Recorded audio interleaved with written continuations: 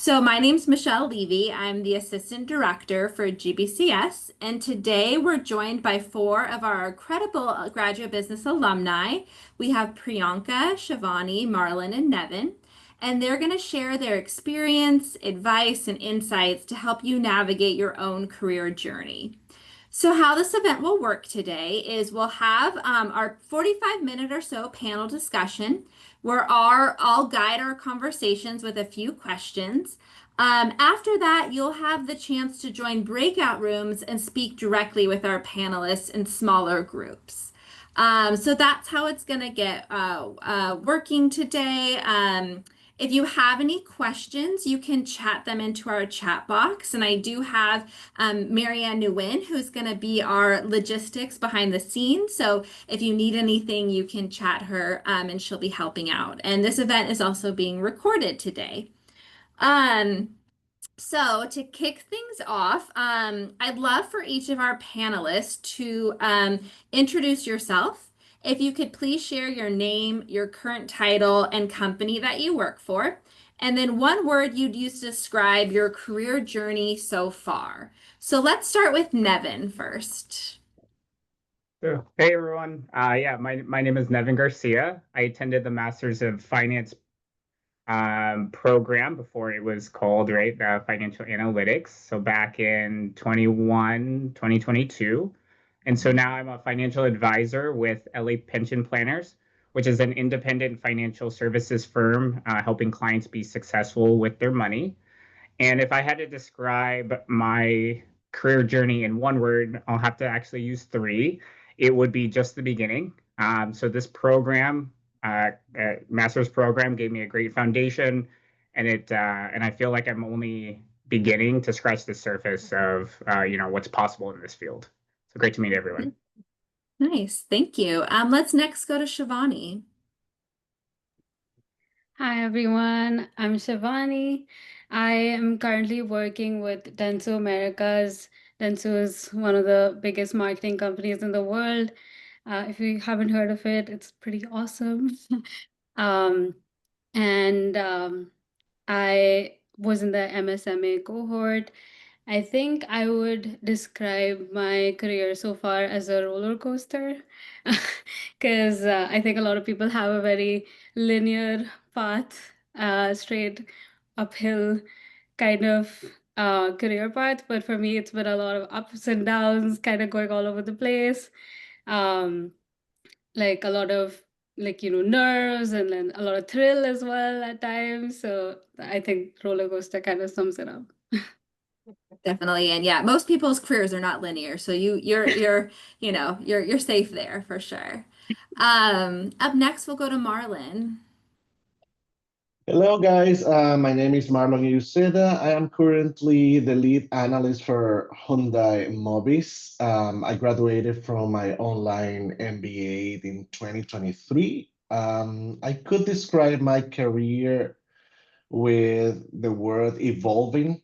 Each step has allowed me to grow, expanded my procurement and inventory management, and going to school for my MBA. I mean, it's just incorporated everything possible to manage a corporation and to manage different stations of a company with global operations and process improvement. So I'm very grateful to be part of the school. Thank you. Thank you. And finally, we'll go to Priyanka. Hi everyone, this is Priyanka.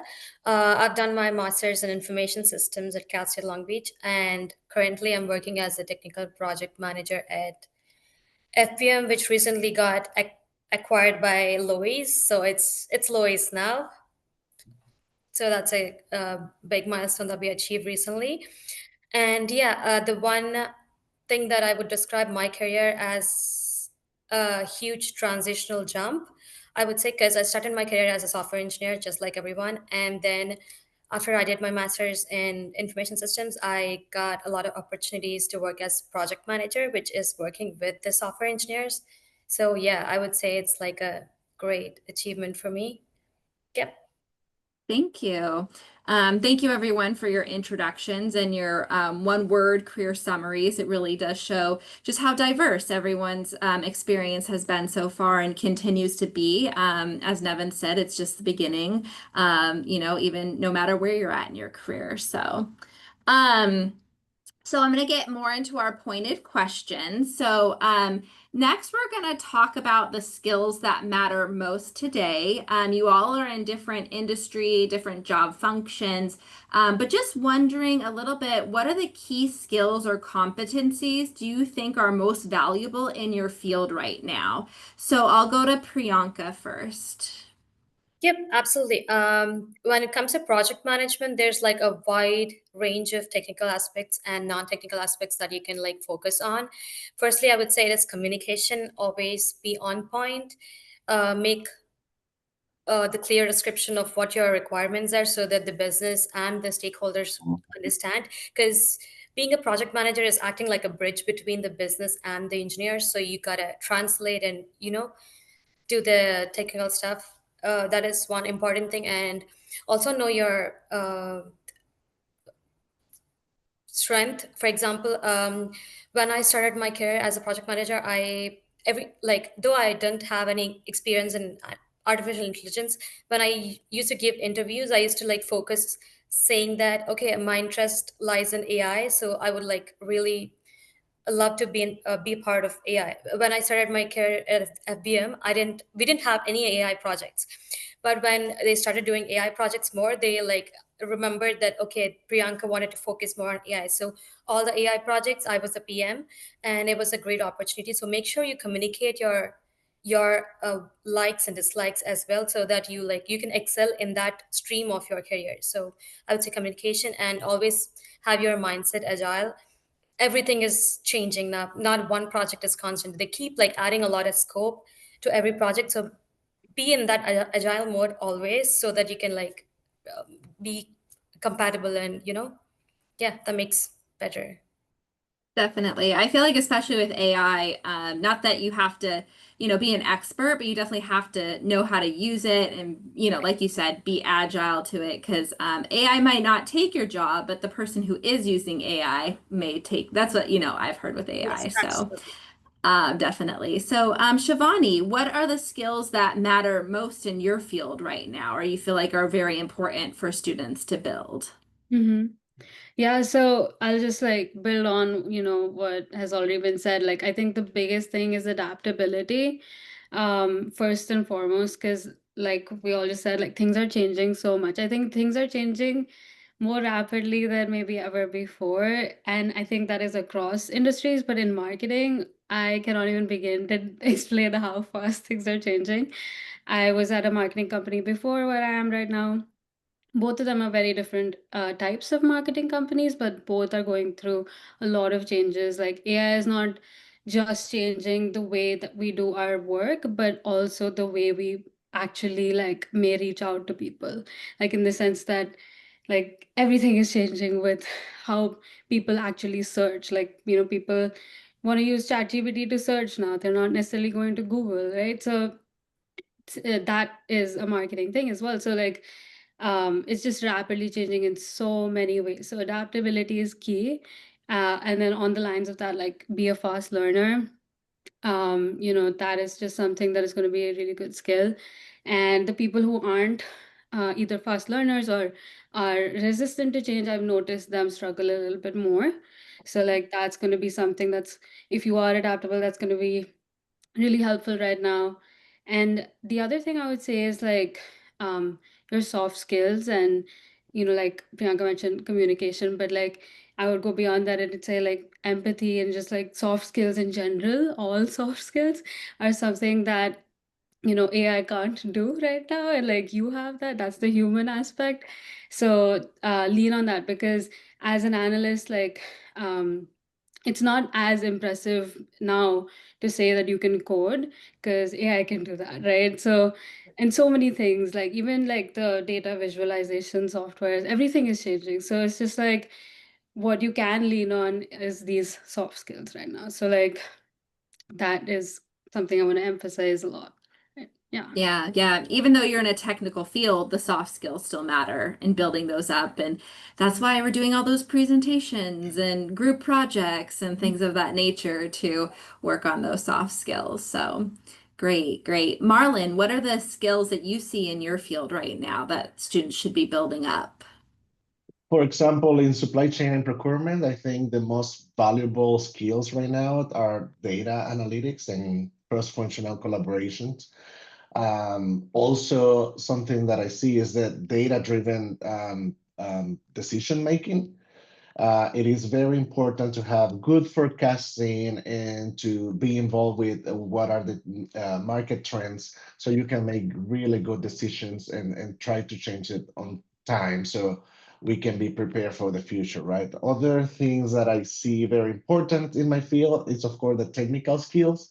For example, to understand how the ERP system works, like for example, SAP, also analytic tools like Power BI or Tableau. I mean, those are increasingly important for visibility and strategic planning for a company that is moving tons of goods, right? So try to have all those combination between data analytics, cross-functional collaboration, and technical skills are key Mm-hmm. in the industry. Definitely. And I know my colleague Andre always says, even if you're not going into a data-driven field, you still need to know data and you'll probably Exactly. use data. So we're definitely big components of understanding Mhm. data and whatever, because it's in every field now, so more so than ever. So thank you. So we're going to move on to our next question. So we are always talking about networking. We are saying it's so important to network. We're constantly saying that, but networking can be very intimidating for many people, students, and I often find students just don't know what to do to network. So how do you feel like students can approach networking events or informational interviews effectively, or what's just your take on networking and what students should be doing with that?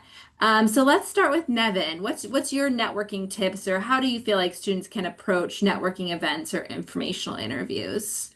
Sure. Yeah, that's a great question. I think the most effective way is to approach networking events or informational interviews is to come with a genuine curiosity rather than an agenda.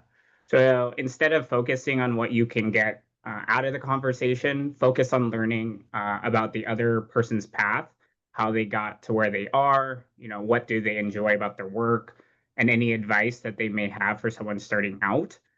And then also do your homework before the event, know who's going to be there, look them up on LinkedIn, prepare a few thoughtful questions.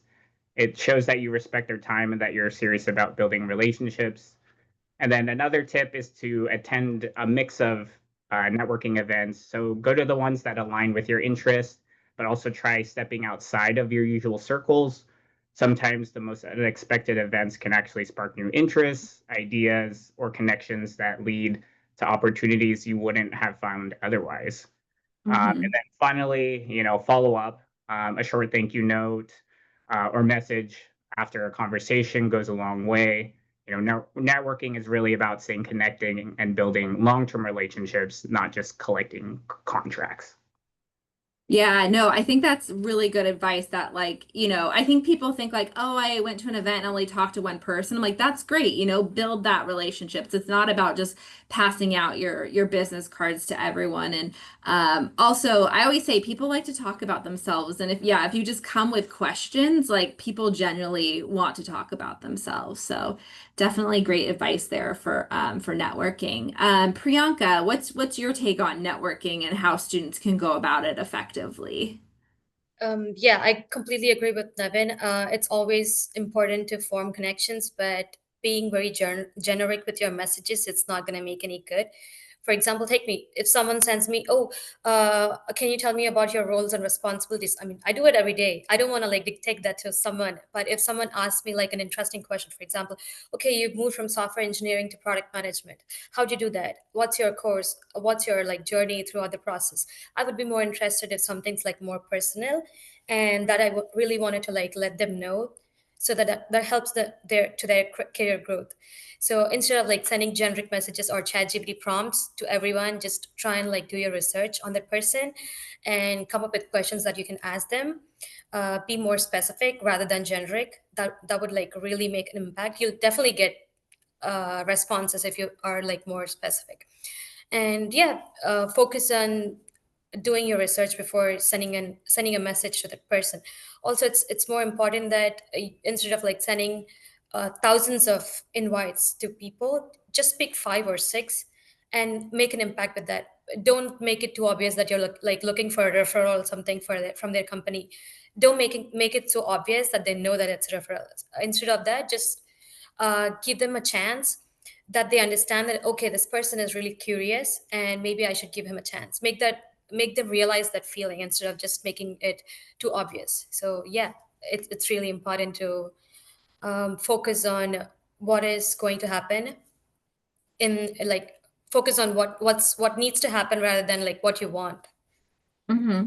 Yeah. Definitely. I think that genuine aspect that you're talking about, right? Because I think like I'll ask students like, oh, like what have you been doing to network? And they go, oh, I've asked these people to connect on LinkedIn. It's like, well, that's not really, like they don't know what you're looking for or anything like that. So I think that's really good advice of just doing a couple people rather than like spamming a bunch of people overall. So definitely. So, we're going to stay a little bit on like the topic of networking, building relationships because, it is so important. And I think it's something that's often overlooked in the job search kind of career pathway. But what advice do you have for building and maintaining meaningful professional relationships? That go beyond just exchanging LinkedIn connections. So kind of like Nevin, like you said, like kind of maintaining those relationships. So Marlon, like what advice do you have for that? For like once you have that connection, like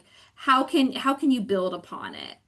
Yeah, as Nevin mentioned, I mean, to be involved in all those events are very important. But also, when you are meeting new people, I mean, the important part is to stay curious, to listen actively, to understand other people's goals so we can learn from them. Because sometimes we don't need the people for a job advantage, right? We just want to know how they did, how did they get there? So we want to learn all those steps that they did, so we can take the same approach or better, right? So learning from the people that is on top is very important, and also having to follow up with other meetings with them, having them as mentors. Like, can I have a conversation with you? Call them a friend. Like, can you help me with this? Like, I have this doubt. I have had those issues with other people before, and like I had a problem, and I called them and I say, "Can you help me? I'm having this situation right now. Tell me what should I do, like in my company? How can I approach this issue?" And their help is very useful. So having those connections and I mean are very very important. Joining those important meeting, the mixers.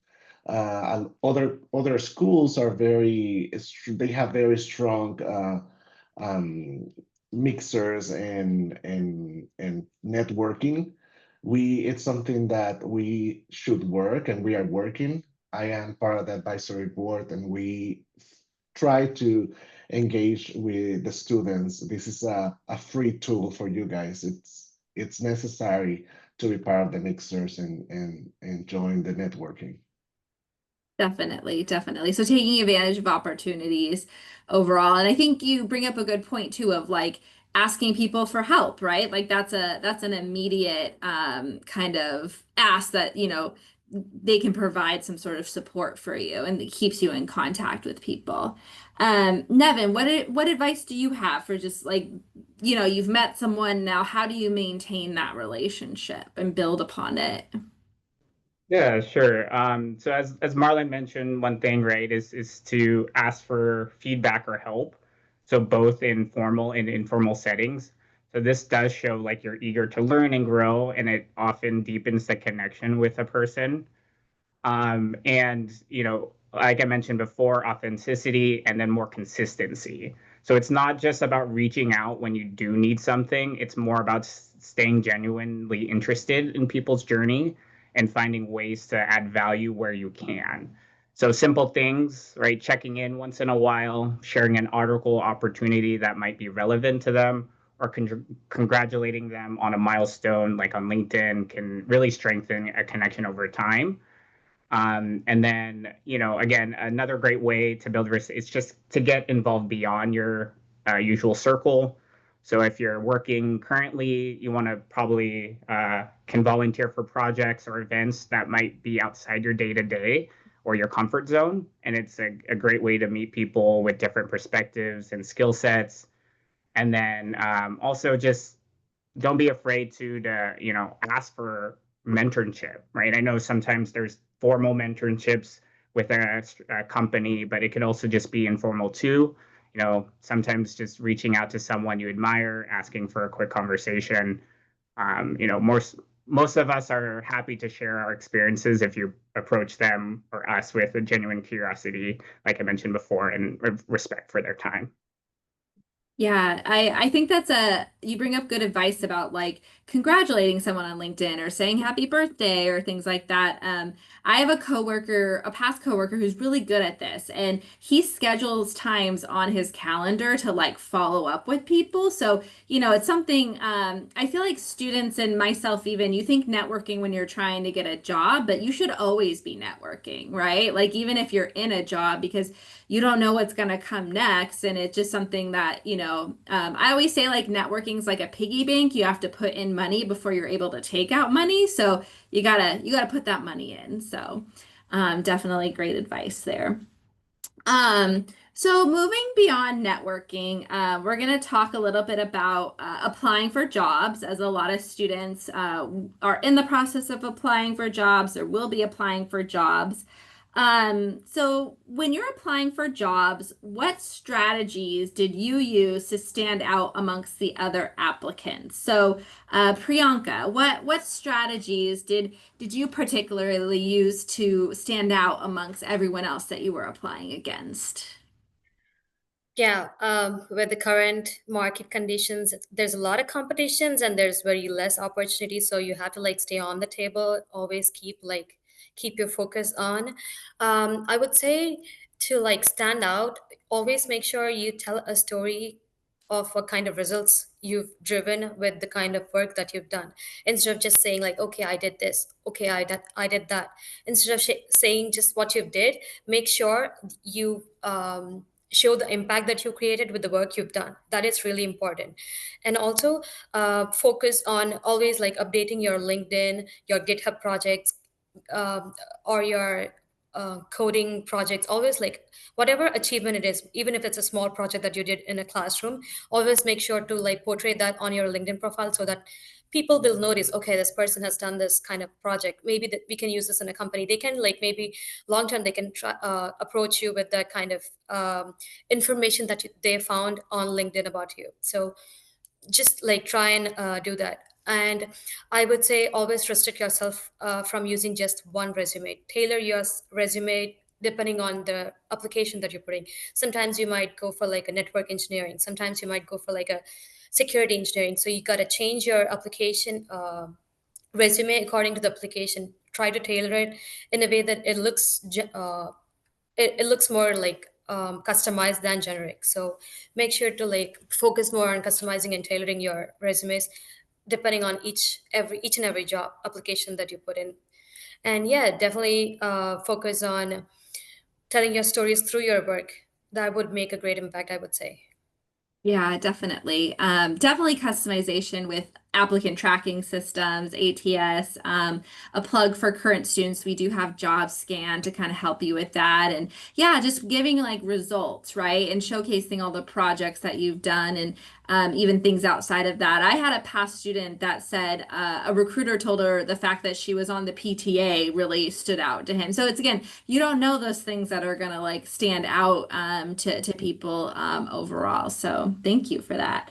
So Shivani, when you were applying for jobs, what strategies did you use to stand out amongst the other applicants? Mhm. So I think, I mean, I don't know if everyone really does this. I don't think everyone does this, but everyone should, in my opinion, is have a portfolio, kind of on the lines of what Priyanka said. Like, I I made my portfolio like a easy, simple one on Google Sites, but now with like all these cool AI tools, I don't think it's ever been like super easy now to do than it ever was in the past. So like you can make like a really fancy portfolio now. Um, definitely think like invest in that and then plug that in wherever you can. Like any interviews I had, I made sure I brought up my portfolio because um as an analyst, like I was applying for mostly analyst positions. So, especially at analytics or any kind of field like design, even potentially, they really want to see what you're capable of doing. And in any field, that's great to have, right? To show what you've done in the past. So, but specifically in things like analytics, because they want to see, okay, do you know how to make these charts and like these reports and stuff, right? So, having doing all this work in your masters already, so like put that in, like organize it and keep plugging it in wherever you can, um and because that really just gives them the confidence that you are capable of doing your job. And in like I would also like plug that in my follow-up emails, because not always do people necessarily click on it on your resume. So like in your follow-up emails, be like, oh, here's my resume portfolio again. And so I think portfolio is the biggest thing. Other few things I would mention are like one of the things I think worked for me was that before getting into analytics, I was more on the management side of marketing. So I kind of pitched myself as more of a generalist than a specialist.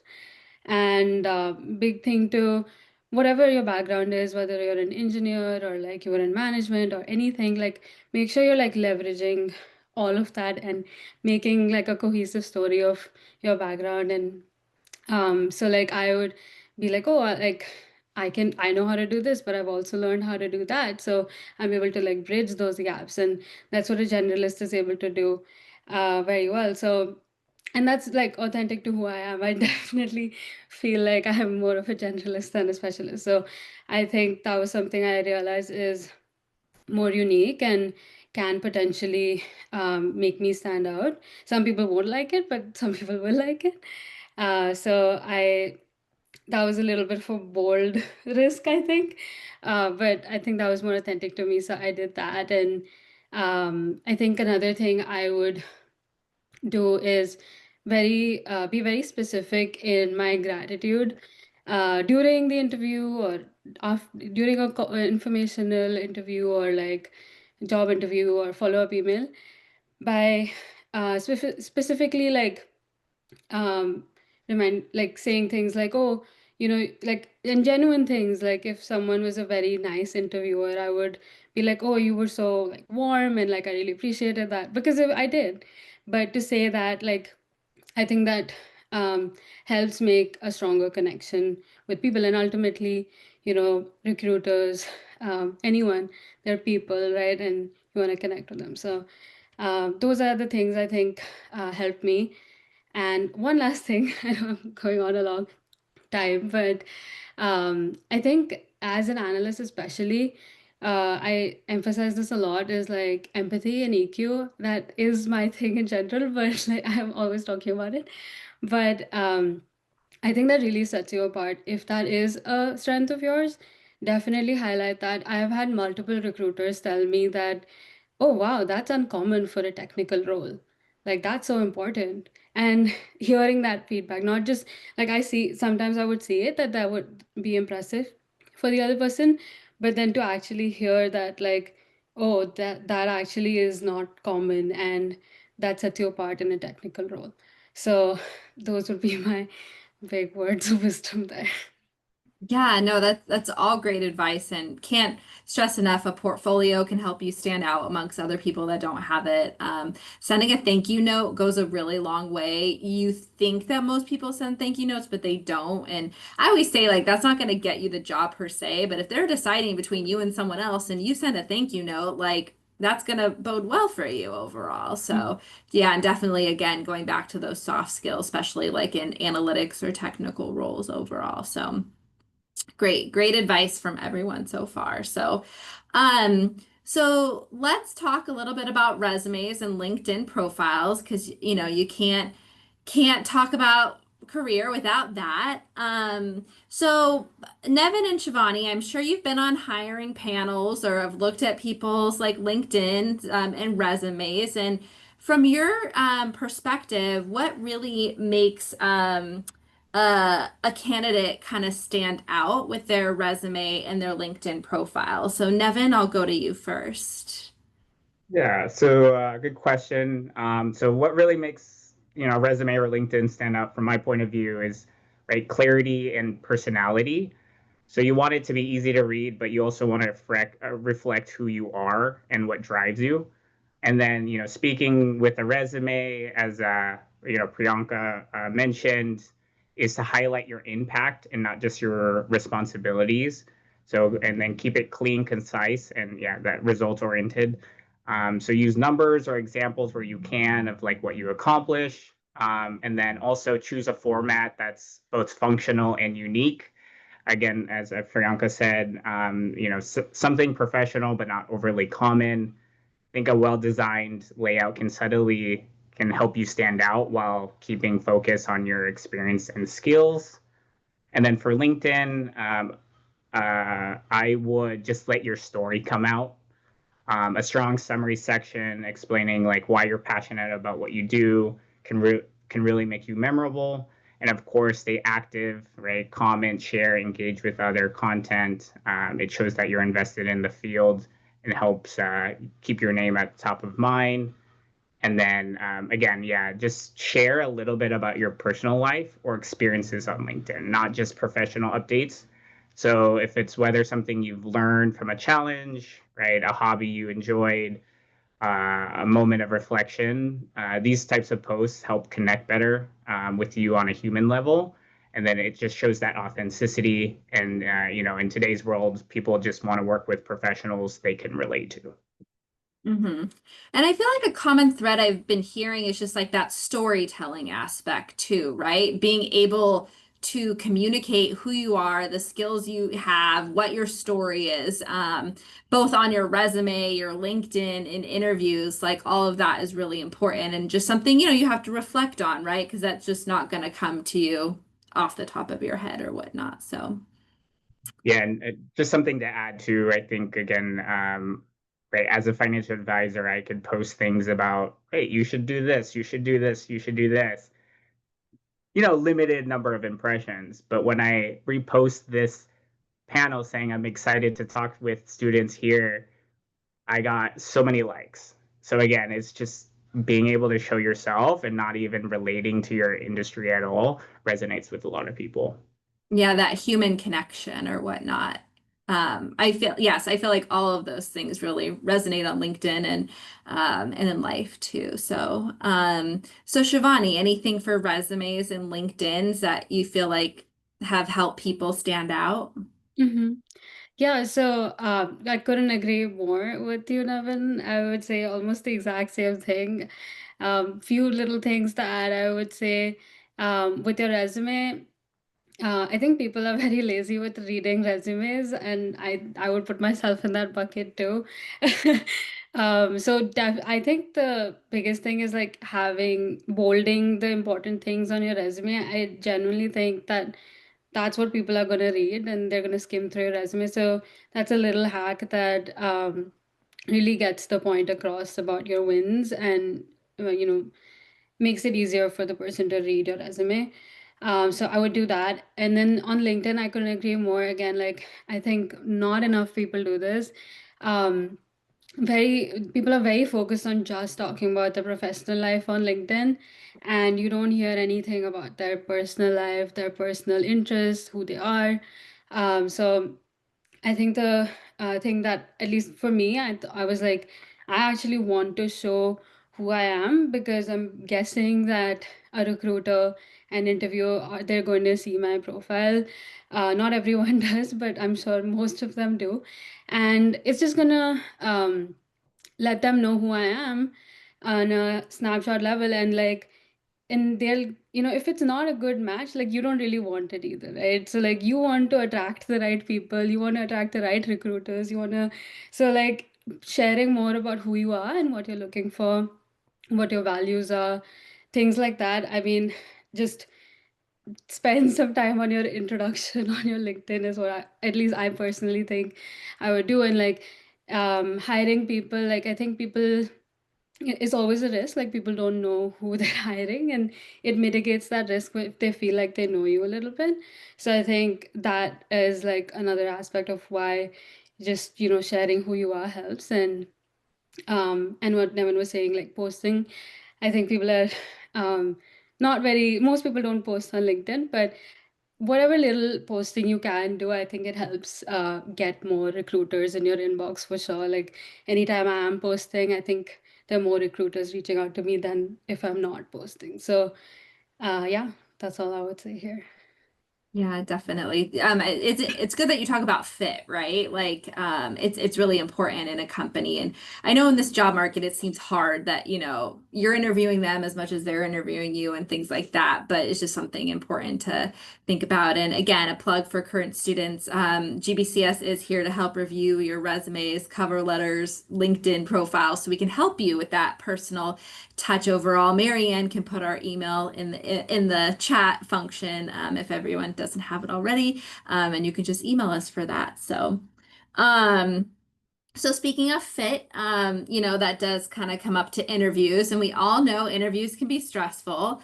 I've only met a handful of people in my life that love interviewing, me not being one of them. I don't, yeah, we get a lot of nopes, don't love the interviews. But what are some common mistakes you see candidates make, and how can they avoid them? So Marlon, like, what's some mistakes that you've seen people make in interviews, and how can they avoid them?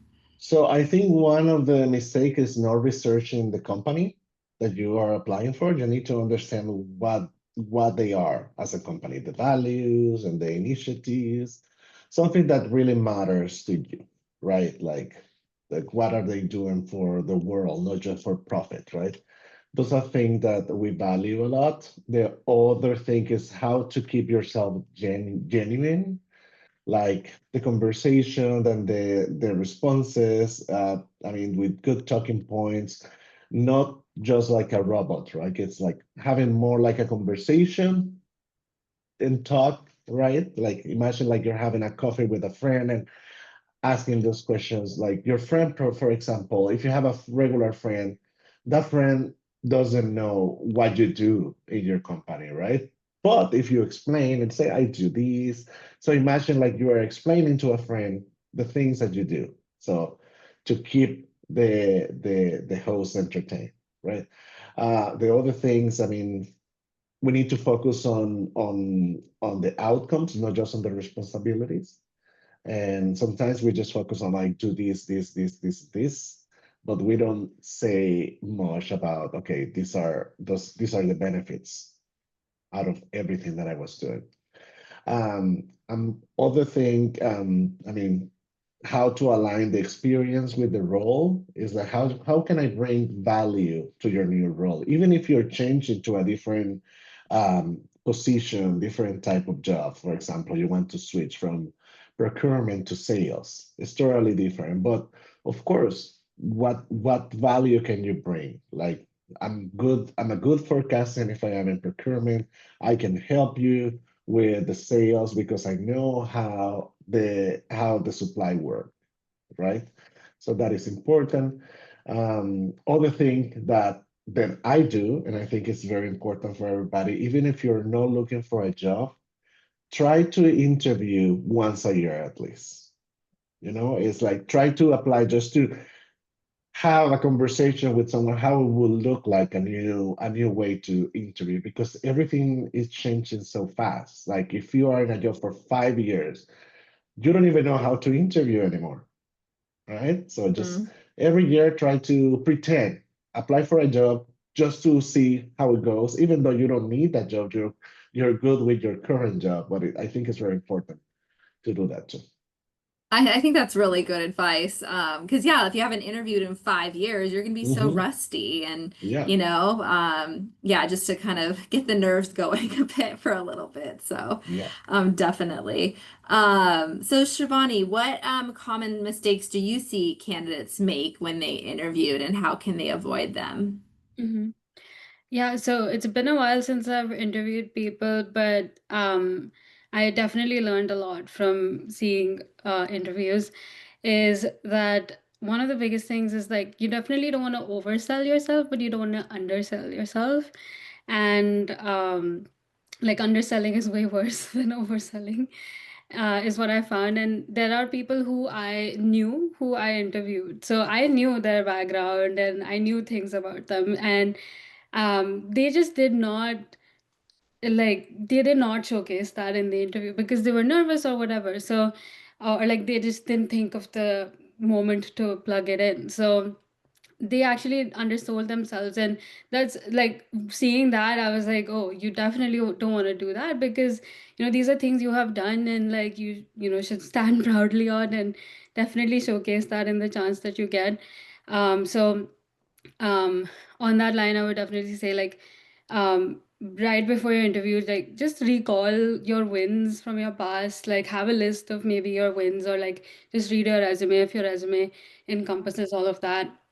Think of a few stories that you can that really like show your skill, and then plug that in wherever possible in an interview. That really just like sell yourself in a good fair way. um, and then the other thing is like on the same lines is like being confident, honestly, like right before the interview, like even if you're nervous, that's natural, but like definitely try to like hype yourself up before the interview. Like like genuinely, I once asked ChatGPT to hype me up because I was like nervous for an interview. And it's just so like you forget all the things you've done, and like just sometimes recalling all of that brings so much confidence, and then you're able to bring that energy, bring that positivity into the interview, which people really like. So I think confidence and making sure you remember your stories is really important. And yeah. Yeah, definitely. I feel like with interviewing, I always say you have to assume they know nothing about you, right? Like, because I think they're like, they have my resume, but like sometimes they don't read your resume, and it's your job again to like communicate that to them overall. So, okay, we're on the home stretch. We just got two more questions, and then we'll get into individual networking time. So looking ahead, what should graduate business students be doing now to prepare for the future of work in your field? So what are some of the things that they should be doing to prepare for the future of work? So Priyanka, what should be students be doing in school to prepare? Oh, I would say like in the field of technical management, there's a lot of scope that you can see yourself in the future. There's project management, there's product management, there's program management, but always make sure you understand the difference between them. Don't just use like just like we've discussed before, don't just use one resume for all product, project, and program. They're like widely spread and widely differentiated. So make sure you understand the difference between you apply for those roles. Also, when you're applying, this is what I put myself when I was applying for project management roles. I was treating each and every application as a project. I would do like plan, prepare, execute, and close and learn. Planning, when I say it's planning, always have like an Excel sheet where you track all your applications, mark them like, okay, if you get a reject, it's fine. You can mark them reject, but learn from like why you got a reject. So keep a track of all your applications. Don't just like randomly apply like thousands of applications without tracking them. That's not good. And prepare when you get like a call back or an email back from the recruiters. Always make sure you prepare for the interview. Understand what, just like the team said, understand what the company is, what the product they're trying to sell, and what role they're like looking for. So try to like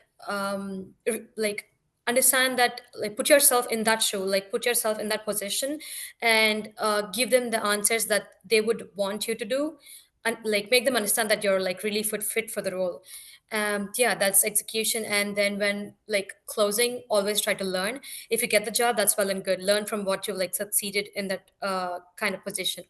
But when you like do not succeed in that position, also like learn from that, what kind of mistakes you've done, just like Shivani mentioned, kind of mistakes you've done, and what kind of what you could have done better to like make the interview succeed.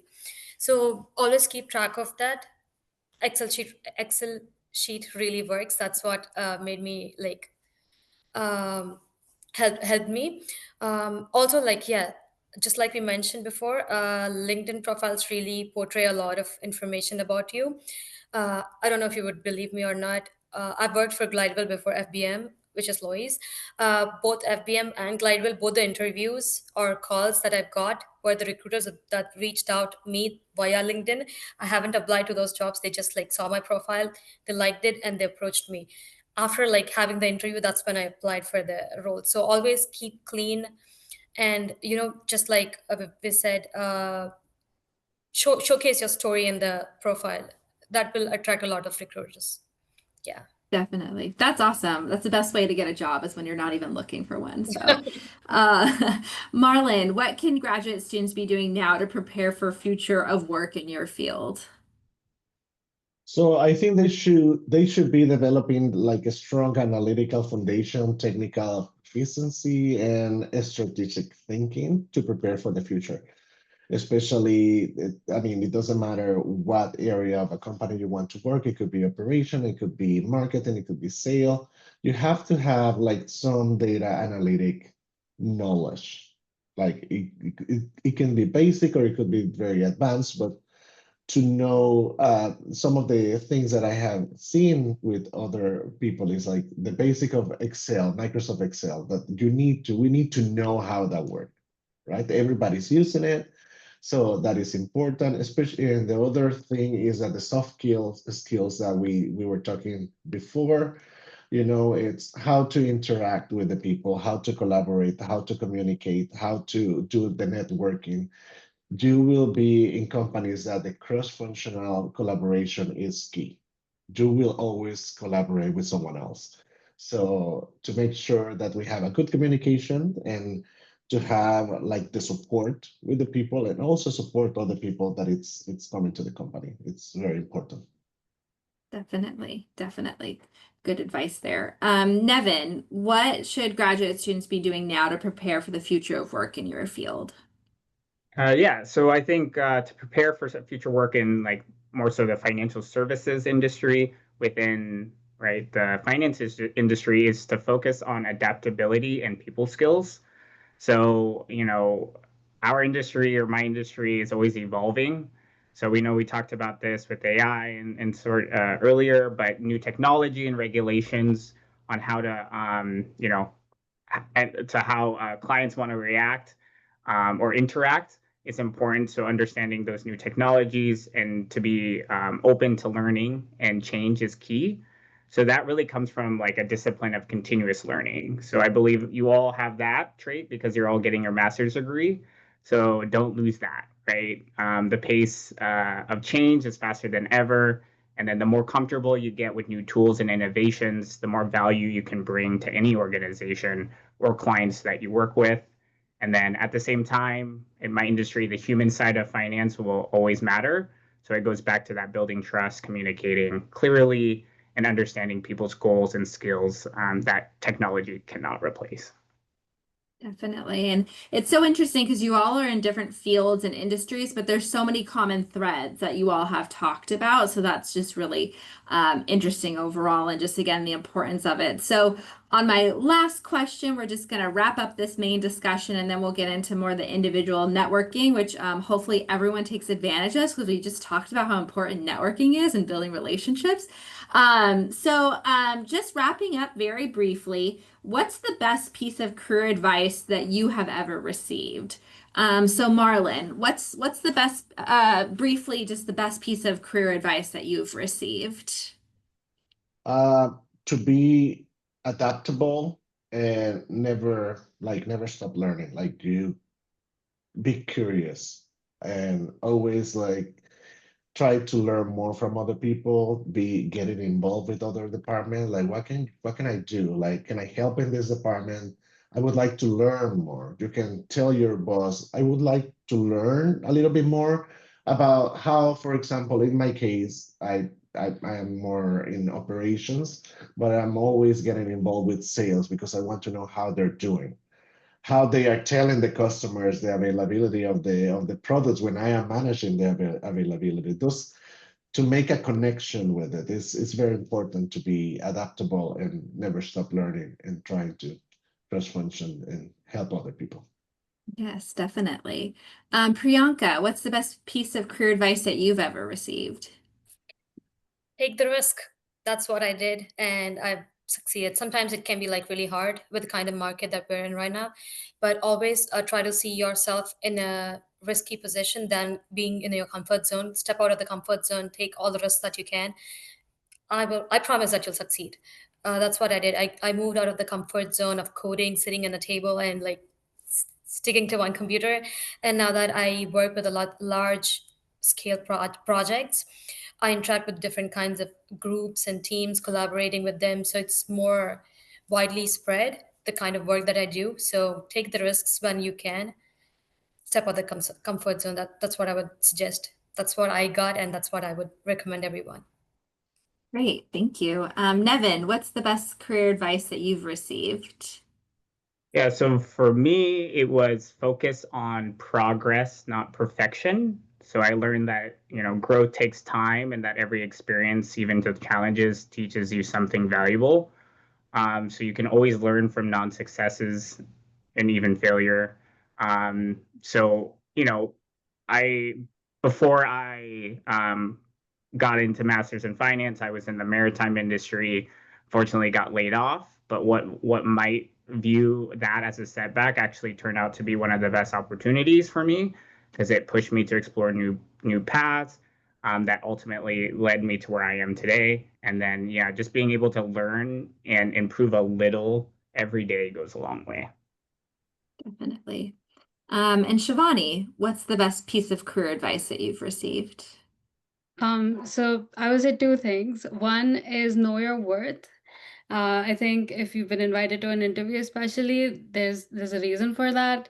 They want to hire you, they want to take it off their list. Be confident and own it, like know your worth.